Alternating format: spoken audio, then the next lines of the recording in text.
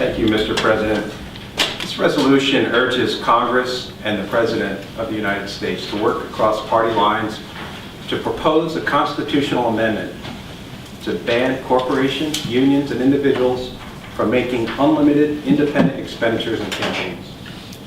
In 2010, in a 5-4 court decision by the United States Supreme Court, they overturned several prior court cases and allowed unlimited spending in political campaigns by independent groups. Since that time, we've seen an explosion of groups called super PACs.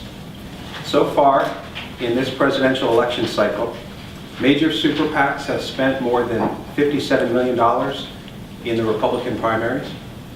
But this is not a Republican or Democratic issue, Mr. President, because supporters of the president have now announced they're creating their own super PAC. We are going to see an explosion. We are seeing an explosion of unlimited campaign contributions going to independent groups to influence the outcome of the elections this November.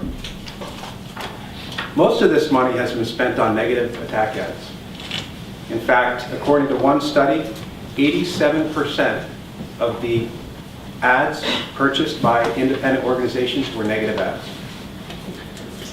Two nonpartisan research organizations got together and did a study of FEC information, United States Public Interest Research Group and another organization called Demos, both nonpartisan organizations, to analyze the impact of super PACs.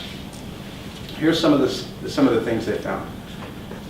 566 for-profit businesses contributed $31 million to super PACs. 9% of the money that was contributed came from unions.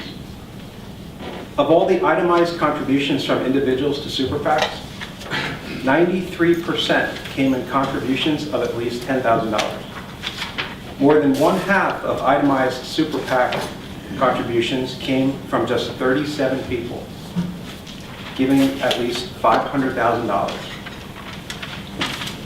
My constituents don't have the ability to give that kind of money, Mr. President. Super PACs raised $181 million in the last 2 years, with roughly one-half coming from 200 people. It will only get worse. Disclosure rules are good. I support disclosure rules. I think most people in this body support them. They don't solve the problem, because we know where roughly 93% of the money comes from right now, and it's still having the impact. In fact, according to this study, candidates who raise and spend the most money in federal elections routinely win 90% or more in any given year. Here was the conclusion from this US PIRG and Demos research report. And if I could read this brief quote, Mr. President. Without objection. This is our quote. Our research shows that super PACs are truly kryptonite for our democracy. They are tools by for-profit businesses and big donors to translate economic success into political gain, sometimes in secret. Alaskans have long recognized this. That's why for years we have had some of the strictest campaign disclosure rules and contribution rules in the United States. In fact, Alaskans by initiative have told us this. Keep big money out of politics. Senator Wielechowski and Senator Begich came in the joint session on the House floor and said they both support changes to Citizens United. There's an online petition, for what it's worth, Mr. President. Somebody started about this resolution and the resolution similar to this in the House. And as of today, 1,349 people signed on supporting this resolution that's before us. Passing a resolution like this, in fact, is one of the recommendations that US PIRG and Demos made in their conclusions. This resolution sends a message to Congress. Fix this problem. It's not easy to change the Constitution, Mr. President, but it's been done.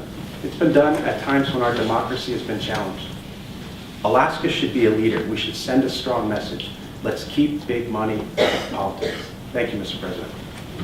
Thank you, Senator Wielechowski.